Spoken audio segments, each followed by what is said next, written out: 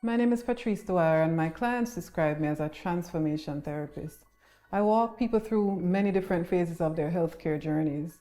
I use different modalities to support them, different therapies. I'm trained as a lymphedema therapist. I'm a cancer coach, a patient navigator, an advocate for palliative care, and I'm also a death doula.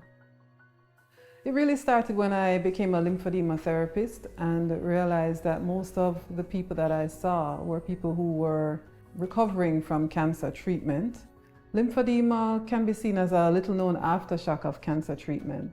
It's what many people call elephantitis here in Jamaica, and that swelling is as a result of trauma to the system. In the case of cancer treatment, that's removal of lymph nodes, that's radiation, and sometimes the tumor can block the area as well, and there can be swelling as a result. So seeing all these people come to me with cancer, in particular breast cancer, and it had me thinking about a lot of different ways in which I could support them. Moving Beyond Pink was my baby that was birthed in 2020 during COVID. And my idea, as I said, I've been working with people with breast cancer for a while. And it was really in response to this raising awareness. I wanted to move beyond just seeing the color, acknowledging that, it's associated with breast cancer, but to talk about the deeper things surrounding breast cancer care. Most people will be aware of the color pink, and they'll tell you the color is for breast cancer. But if you ask them, tell me a little bit more about breast cancer. What we often see is people walking in solidarity with, the general community of people impacted by breast cancer by wearing the color pink. But to be fully aware of what that means, breast cancer, the diagnosis, the different, stages and phases and, challenges that people face, I definitely don't think that the level of awareness is where it should be. I wanted us to, reimagine, redefine what it meant to be someone who was on a journey with breast cancer. And that it wasn't just impacting that individual, but impacting, their family, their entire lives.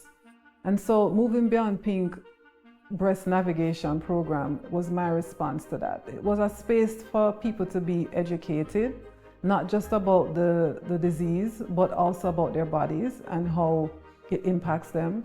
It was a place for people to be empowered.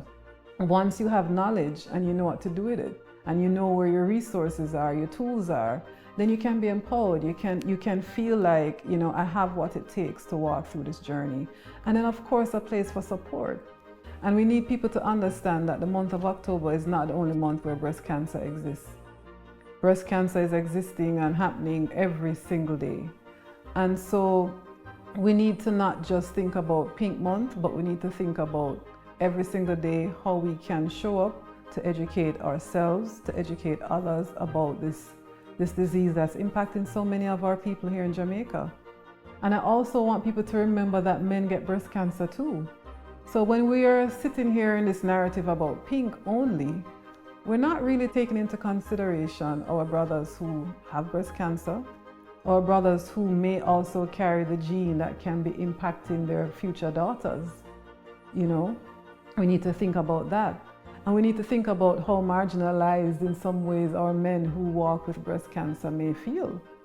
Because, it's difficult for them to necessarily show up and say, hey, I have breast cancer. So we need to understand there's a lot more than just wearing the color in October to support. And I want to keep the conversation moving beyond October.